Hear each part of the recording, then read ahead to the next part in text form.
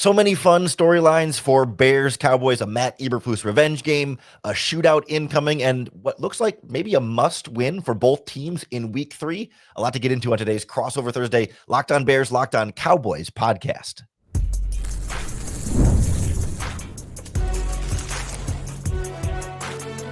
You are Locked On NFL Crossover, part of the Locked On Podcast Network. Your team every day. Welcome into this Crossover Thursday, Locked On Cowboys, Locked On Bears podcast.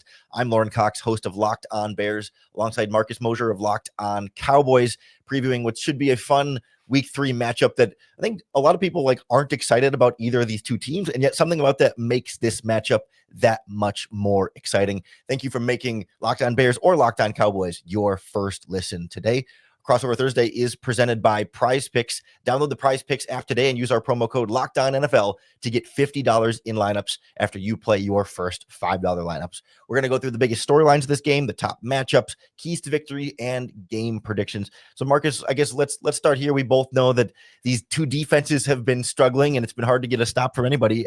Expecting a high-scoring back-and-forth matchup this week for both of these teams? I mean, you would assume so, but there's been a lot of times where we watch these games and we think that these games are going to be high scoring.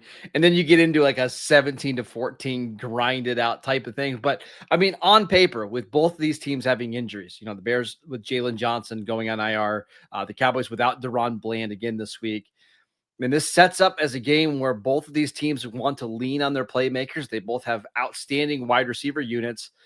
Lorin, I would think we're going to see a lot of points here on Sunday. Yeah, the problem for Chicago is that we're still waiting for the Ben Johnson offense to fully take flight here. We're getting close. We're getting to the end of the runway, but it hasn't quite gotten to cruising altitude just yet. And so, well, you made it this week because you're playing the Dallas Cowboys defense. So we're there. Because last week, Russell Wilson was coming off an awful game against the Washington Commanders. And then he throws for 450 yards and the Giants have over 500 yards of offense. So here, if it doesn't happen this week for Caleb Williams and the Bears, maybe it never will. Yeah, and I mean, generally, there was significant progress from week 1 to week 2, and some of that was just going from a Brian Flores defense to facing the Lions was just a little bit of an easier step, and this should be an easier step from there. But I have to imagine from a Cowboys perspective, there were higher expectations that Matt Eberflus would come in, despite his struggles in Chicago, at least would have the defense be pretty good in Dallas, even if maybe he wasn't a great head coach, but that hasn't been the case. No, and it's not all his fault, right? You lose your best defensive player a couple days before week 1 in Micah Parsons, you trade him away. You're trying to cobble together some kind of pass rush. And then you lose your all-pro cornerback, Deron Bland, in practice after week 1. It's difficult. They've had a bunch of injuries. Their best linebackers are out, DeMarvion Overshown. But I think Cowboy fans were hoping to see something a little bit more creative, or these guys, being more disciplined. It was better in week 1 against Philadelphia, and then in week 2 against the Giants, it was just absolutely awful. So is this defense closer to what we saw in week 1, where they really stopped the run and they gave Jalen Hurts some big problems in the second half? Or are they closer to what we saw against Russell Wilson, where they couldn't stop a nosebleed? I think this game against Ben Johnson, against Caleb Williams, I think it's going to tell us a lot.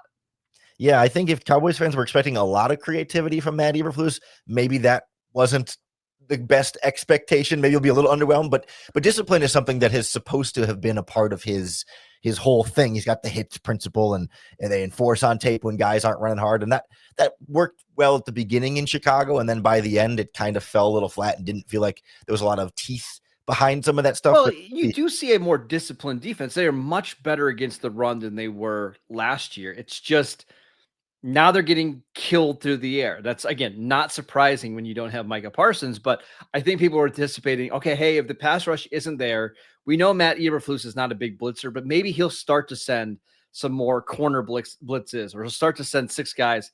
It just hasn't been the case. I'm going to be fascinated to see what he does this week against Caleb Williams, a quarterback that he should know pretty well.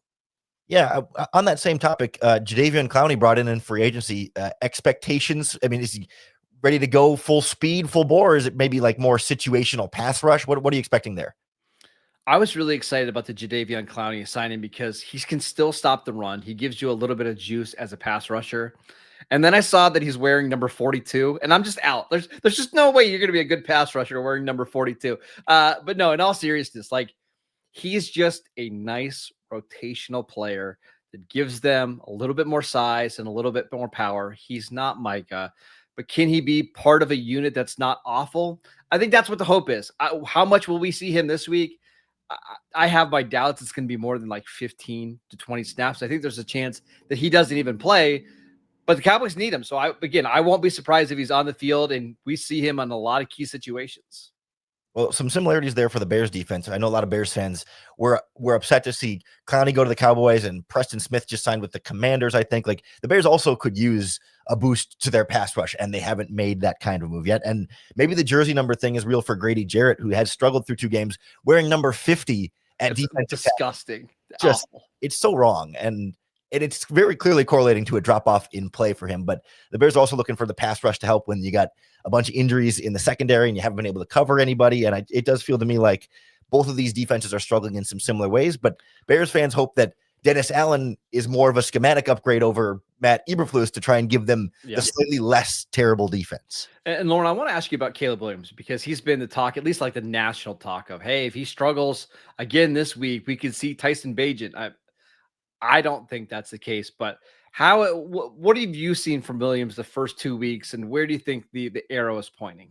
Yeah, I'll say on the front end, I can't imagine a scenario where Caleb Williams is healthy and we see Tyson Bagent this season. Like they could start 0-8, and I don't think they're going to change quarterbacks here. They're not going to start 0-8, but you get the point. For Caleb, week 1, there was a lot being thrown at him, a lot of different blitzes, a lot of crazy coverages behind it, and he just was rushing a few throws and missing stuff that was supposed to be easy. Like it's just accuracy issues, footwork, timing, that you kind of thought after working through the offseason with all these receivers, they'd be more on the same page, and it looked just a little bit sloppier than it should have. Against the Lions, some real progress there. Still had a bad interception where he tried to force a ball that he tried to make a play and a little miscommunication on thought receiver was going to break the sideline, so he threw it for the vertical. Anyway, the real progress, though, in some of the things that hurt him from last year. He's not holding onto the ball as aggressively long as he used to. He's not taking sacks the way he did last season. And as we're starting to see these receivers get a little bit more on the same page and a little bit more comfort in Ben Johnson's offense, we're seeing them on the precipice of really locking in. They just have had some offensive line issues still, and definitely the running game has not been where they need it to be. So it still doesn't feel like we've seen fully what Ben Johnson wants to be able to do with the offense. And for the Cowboys, it's been kind of the same thing. The offensive line has been very up and down the first 2 weeks. They're going to be without Cooper Beebe, their starting center this week. The run game has been maybe a little bit better than expected. It's not great by any means, but Javonte Williams is playing well. And yet it really hasn't mattered because Dak Prescott has been so good. He's bailed them out of so many bad situations. And you started to see last week George Pickens become more involved in the offense. Jake Ferguson being used more down the middle of the field. On paper, and we're going to talk about matchups here in a little bit, this is a matchup that the Cowboys should dominate, right? They should be able to make big plays down the field. They should be, the Bears don't have anybody that can match up with CeeDee Lamb.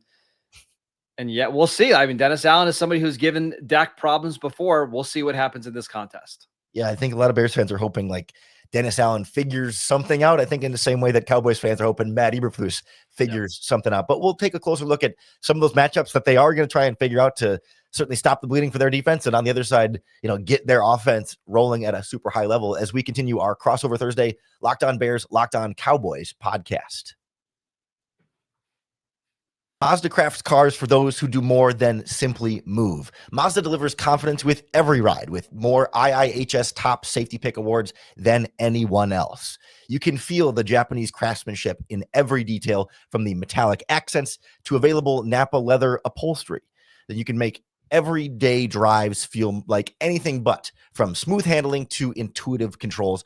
And with all-wheel drive standard in every crossover SUV, you can drive with confidence through almost any season. We know that from footwork to breathwork, athletes sweat all the details, and Mazda brings the same intention to how they craft every model. Because when you make every move count, impossible becomes irrelevant.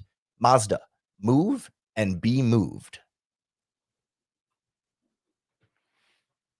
All right, as we continue our crossover Thursday, Locked On Cowboys, Locked On Bears podcast, Lorin Cox and Marcus Mosher with you today. Marcus, we've kind of talked around this as far as like, yeah, some good players on both sides of the ball and some bad players that are going to start to get matched up. So is there one area in particular you look at and say, man, Dallas is either going to take advantage of this matchup or they need to really protect this matchup so they don't get taken advantage of? I mean, I have no doubt that the Cowboys are going to win their wide receivers versus Chicago's cornerback matchup, right? They've got more talent, they've got better players, but how much they win by will probably determine this game. They can't have it be like a 55-45 matchup, right? Like, or a 10-9 on a boxing card. It's got to be a knockout for Dallas. And you mentioned Jalen Johnson. We'll see. Is Kyler Gordon going to play this week, do you think? Almost certainly not, but you never know. But I would think probably not. All right, so that leaves Tyreek Stevenson on the outside, and then an old friend alert, Nahshon Wright, who the Cowboys drafted in the 3rd round a couple years ago. I've got to believe that's going to be Nahshon Wright versus George Pickens, and that's a matchup that just really favors Dallas. But it all depends on whether they can block up front. And Chicago's got some really good defensive linemen. Montez Sweat has been somebody who's given Dak problems before in the past. If the Cowboys can block up Chicago relatively well, they struggled against the Giants a little bit that week or last week. I would expect the receivers to have a monster performance, just like Lorin. I expect the Bears receivers to have a pretty big day against the Cowboys defensive backs. Yeah, I mean, Rome Odunze is coming off of a 7-catch, 127-yard, 2-touchdown performance last week against the Lions, and he had, I think PFF credited him with 1 drop. I think there's another play in there that was borderline drop pass also, could have been, well over 150 on some of those. So I think there's a feeling like, he's on the way to the breakout, and that if they can get DJ Moore a little bit more involved, and there's certainly going to be an effort to get Colston Loveland more involved this week. Ben Johnson has been pretty clear about that. Like, he and Luther Burden are probably going to have a little bit of a bigger role in this offense. So there's a feeling like they can get the matchups they want. I mean, I know Matt Eberflus hasn't run a single man coverage snap all season, which is not super surprising, but to see it at 0 was a little bit shocking for me. And so it's not like they're going to leave these corners one-on-one on an island. And that was something that worked really well against the Lions. They were getting a lot of man coverage, and so they could just run crossing routes and hit them. But I do think this is a matchup where both offensive coordinators can feel like they've got a little bit of a scheme advantage against the defensive coordinators at this point, in some part due to that personnel definitely being slow there. But I'm worried about the Bears pass rush being able to get home against the Cowboys. It has been a problem for both of the first 2 games of the season. Montez Sweat doesn't have a sack. He had 1 sack that was called back by penalty, but generally hasn't been as productive as the Bears need him to be, given how much they've invested in him. And the rest of the defensive line hasn't been able to consistently generate enough pressure to make up for it. So I'm concerned about Dak being a little bit too comfortable in the pocket, and that getting us to that, for another 40 plus points allowed. I mean, I think the Bears are optimistic that can come down a little bit, but I'm not sure exactly. It's just guys got to be better, and that's always a hard thing to count on. Yeah, and that's the thing with Dak is if you can protect him, without, against a 4-man rush, he's going to carve you up because he's so good at moving around in the pocket. And if you have to blitz him, that's when this team can be really dangerous because Dak is one of the best quarterbacks against the blitz. He gets rid of the ball quick and on time. Where the Cowboys have had some problems, and it showed up a little bit last week, is if you can create pressure with their front 4, because Terrence Steele, Tyler Guyton, their 2 tackles, have struggled a little bit. At least for Guyton, you understand it. He's been coming off a knee injury. You're hoping he gets better, but that's kind of the weakness of this team right now is the tackles. And if you can beat them around the edge, then things get really wonky for this Cowboys offense. But I don't think Dennis Allen can just sit back and expect that the pass rush is going to get there. I think he's going to have to be aggressive. And that's where the cat and mouse game is going to be so much fun to watch on Sunday afternoon. Yeah, and I think that's where Bears fans are kind of looking for maybe a little bit more. I think just through the first couple of games of the season, I think he blitzed JJ McCarthy 5 or 6 times, then blitzed Jared Goff 5 or 6 times. But it has not been, like, despite the lack of pass rush, there hasn't been an overly aggressive mindset to try and make up for it. And maybe that's because of a lack of cornerbacks on the back end. But I think the way you describe Dak Prescott there about, like, yeah, if you can get pressure with 4, but if you blitz him, he's going to tear you up. Like, that was kind of the same approach for Jared Goff, right? It's like, oh yeah, if you can get Goff under pressure easily, he's going to fall apart. But if you blitz him, the Lions offense has always been able to attack those. So I think Dennis Allen gets kind of trapped between this rock and the hard place where it's like, I'm not getting much pass rush with 4, but if I blitz, I know this quarterback is going to be able to get me. So do I risk it by sending guys and having them burn me, or do I drop back in with 7 in coverage and hope that my 3 injured cornerback backups can hold up. And I don't know if there's an easy solution either way. One other matchup that I want to mention is the Cowboys linebackers just against Ben Johnson, because I trust that Matt Eberflus over the course of the season is going to get this position figured out. But through 2 weeks, it's been rough. It's Kenneth Murray and old friend alert, Jack Sanborn, who are the starting linebackers for Dallas. And both of them are really struggling in the run game, but it's been even worse in coverage. Really? And what's happened, to the Cowboys linebackers in previous years, that they go up against a creative offensive mind and they just spam passes in the middle of the field to target those guys. I'm really worried about Sanborn and Murray. And that's why I think Cowboy fans are just hoping they can get to Thanksgiving when Overshown comes back and maybe they'll stabilize the unit a little bit. But if I were Ben Johnson, those are the 2 guys that I would want to be attacking in the passing game over and over. Yeah, and I think that's where we'll see more Cole Kmet and Colston Loveland in this game too. But did you say Jack Sanborn struggling in the running game? Like that was supposed to be his one thing that he was really good at, and then the coverage is what you try and mask. I believe he's Pro Football Focus's worst graded run defender right now among all linebackers. Wow. Because Bears fans were mad this offseason that they didn't retain Jack Sanborn. Like that's been a lingering fan favorite that's like, oh, he should be here in the mix. And a part of it is I think he's playing out of position a little bit, but he also just isn't playing that well. He's missing tackles that he just hasn't usually missed. I think he's always worried about having to get some of these deep drops. I expect him to play better as the season goes along, but this is somebody that knows the scheme well. I think the Cowboys were really relying on him being a stabilizing force. Hasn't been the case. I will say with Kenneth Murray, he struggled a lot in week 1. He was much better in week 2. I want to see what he looks like in this game, because I won't be surprised if he plays better than what we've seen in the previous weeks. Yeah, and I have a feeling that, especially with Eberflus going against the Bears, like they'll be able to contain the Bears running game pretty well. Not that means Sanborn and the other linebacker Murray are going to have elite games, but I think they'll be able to limit what the Bears want to do in the ground game, and then it's just a question of can Ben Johnson attack them well enough in coverage. But that's going to be one of the big keys to the game, and we're going to go through everything we need to see each of these teams do if they want to win and give some game predictions as we continue our Crossover Thursday Locked On Bears, Locked On Cowboys podcast. Our Crossover Thursday podcast is brought to you by 5 Hour Energy. Caffeine just got a flavor upgrade. 5 Hour Energy shots deliver tasty caffeine in 17 bold flavors.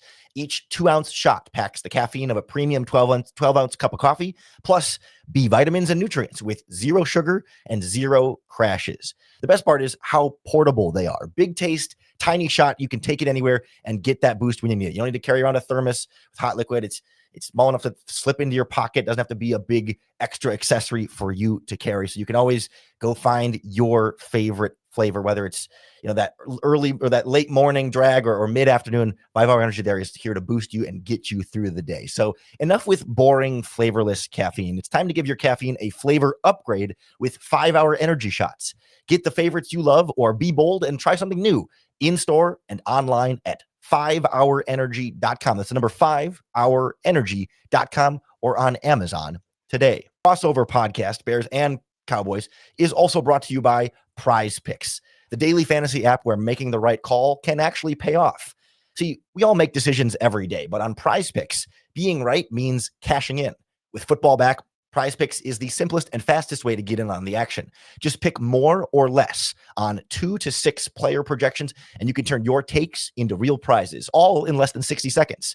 So they're giving you a max discount this week. For example, you can pick Patrick Mahomes more or less than 0.5 passing yards. So if you pick more and he gets at least 1 passing yard, that's automatically one of your picks already is successful. You just need one more pick, whether it's Dak Prescott's passing yards or DeAndre Swift's rushing yards. I would bet some receiving yards would be a good candidate for some more picks this week, all in the Prize Picks app, and you can cash in big. Download the Prize Picks app today and use our promo code LOCKEDONNFL to get $50 in lineups after you play your first $5 lineup. That's code LOCKEDONNFL for $50 in lineups after your first $5 play. Prize Picks. It's good to be right. All right, as we move our Crossover Thursday, Locked On Bears, Locked On Cowboys forward, I want to get into some of the keys of the game. And then this is kind of blended in with some of the matchups here tend to be keys to the game. But I think from a Chicago Bears perspective, there's a feeling of like, let's slow things down in all senses of the word and try and control the clock. And maybe your best defense is going to be keeping the Cowboys offense on the field and keeping your defense off the field. And that means they're going to want to run the ball and they're going to want to take their time and not have Caleb Williams rushing or feeling like you're in this shootout where, hey, you got to throw, you got to hit somebody. Like if they can just kind of keep it nice and simple. And like we talked about a little bit earlier, hit the middle of the field in the passing game, maybe off some play action. If you can get that running game going, I think they'd like to just slow things down and not let this devolve into like Russell Wilson moon bombs back and forth like the Cowboys saw last week. Well, and honestly, I think that the Cowboys want to do the opposite. I think they want to try to get the possessions up in this game. They only had 3 offensive possessions in the first half against the Giants. And a lot of that is because their defense just couldn't get off the field. And that's why it's very important for the Cowboys to start this game off hot. Against Philadelphia in week 1, they scored touchdowns on their first 2 drives. And that kind of allowed them to keep a balanced offense where Dak didn't have to step back and throw the ball 58 times like he did in week 2. So I expect the Cowboys to play with a lot of pace early in this game, try to be aggressive to build that lead, turn Chicago into a, pass first type of team. And then we're off. And I think, honestly, I think the Cowboys are going to have to try to win games 38-34 this year. Don't be surprised if they're uber aggressive to get this game started. That's going to be interesting to see the back and forth there because so far through 2 games this season, the Bears have been very good out of the gate. The scripted plays on offense, they drive down and score touchdowns. And that was not something they were doing under the Eberflus regime at all.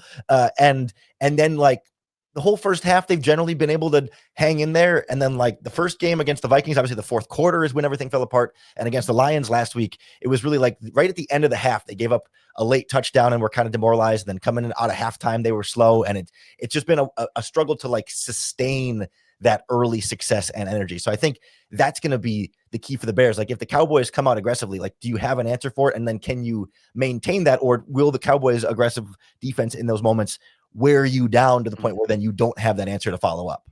And another thing for Dallas is watch their special teams. They believe with their offense and their special teams, they're going to be able to win a lot of games. And I don't necessarily disagree that now the defense might be so bad that it prohibits them from doing that. But we saw last week, Brandon Aubrey kick a 64-yard field goal to get them to overtime. He kicked a 46-yard field goal in overtime to win the game. Kevontae Turpin is one of the best kick returners in the league. That is a phase that they have to win if they want to beat some of these good teams. And I know Chicago's 0-2. I still think they are a good team. Keep an eye on that because if they're losing the special teams battle or if they're not getting good field position, which was the case very early in the game against the Giants, that could be ultimately the difference. So keep an eye on the Cowboys special teams. They are one of their most important factors in winning games this year. And the Bears retained Matt Eberflus as special teams coordinator from last year. So there's definitely going to be some familiarity with the kinds of things the Bears want to do on special teams. And it was definitely a weakness for Chicago in week 1 against the Vikings. Didn't give up like a long return by any means, but like it was just kind of those steady, solid returns where they were always getting 5 or 10 more yards than they should. And then the Bears missed a field goal and had a punt that it wasn't like fully blocked, but it was tipped enough to be a bad punt at that point. They seem to have corrected it for week 2 against the Lions, but I could see the Cowboys smelling some blood in the water there and saying, hey, we've got some opportunities to make something happen. And the Bears haven't. Yeah, as I say, this wasn't the case in week 2, but we saw it in week 1 against Philadelphia where, Philadelphia was just kicking the ball out of the back of the end zone and giving the Cowboys the ball at the 35. And that can be dangerous against this Cowboys offense because number 1, they're very good. And number 2, they've got a kicker that feels absolutely comfortable kicking the ball from the 50-yard line, which means you need 15 yards to be in scoring range, right? And that's why we're seeing teams try to be more aggressive, making Kevontae Turpin return the ball. Didn't have a lot of success last week. Keep an eye out in this game because I do think that little difference in field position between the 25 and 35 could end up being the difference in this game. Briefly, before we wrap up with game predictions here, I want to just touch on the stakes here. I mean, I think for Chicago, it's easy to say 0-2, like you can't fall to 0-3. Like this would be a disaster start for Ben Johnson, et cetera, et cetera. For the Cowboys at 1-1, we were talking about this briefly offline before we started. Like, why does this game feel so pivotal for them? Like 1-2 is not good, but like, could you survive a 1-2 start?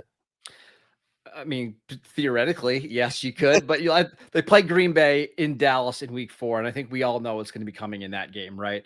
Now, the schedule does get a little softer for Dallas after that, but they play a stretch in November, December, where it's just a gauntlet. It's Kansas City, it's Philadelphia, it's Detroit, like the Chargers, Minnesota. Like they have to rack up some of these early season wins in order just to stay alive and stay competitive as we get to the meat of their schedule. This is a game where depending or right now on FanDuel, the Cowboys are 1-point favorites. You've got to go and steal this game on the road. Give yourself some cushion. You lose this game and you lose to Green Bay in week 4 and you're 1-3. It's going to get dark quick in Dallas. And I'm seeing 1.5-point favorites for Chicago on FanDuel right now. So it's been flipping back and forth all week, which is fascinating. Yeah, exactly. It's going to be a fun matchup to watch. So where does that leave you as far as predictions? I have a feeling. So like I have yet to predict a Chicago Bears win this season and have been correct, but this one feels to me like I might be the first time I'm willing to say, hey, I think they're going to figure this out. But I don't imagine you're thinking the Cowboys are going to lose this one either. I don't know. I think I would be willing to pick Chicago here just because, and honestly, this matters a lot in the NFL. They're the more desperate team. They're at home. They kind of have to have this one. And I think for Dallas, you're coming off an emotional division win, back-to-back division games. I'm not saying they're going to have a letdown because I don't know if you can really have a letdown, but this is a tough spot for Dallas with all the injuries they have. I think we're going to get a very close game. I think I would take Chicago. Now, I know it's early in the week. We'll see once the injury reports come out, but that's my lean right now.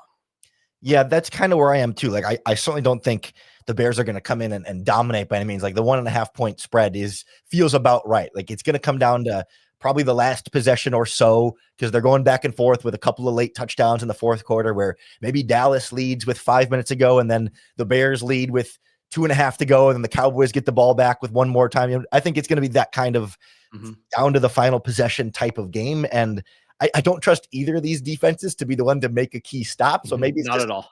Which offense touches the ball last. I think that's going to be key to this game, but we'll see how it plays out. We'll break it all down for you on both the Locked On Bears and Locked On Cowboys podcasts. So make sure you hit the subscribe button on YouTube or wherever you listen. Keep making Locked On Bears or Locked On Cowboys your first listen every day, and come on back tomorrow as we'll both be previewing our matchups and getting you ready for game day. So for Marcus Mosher from Locked On Cowboys, I'm Lorin Cox from Locked On Bears, and we will talk to you tomorrow.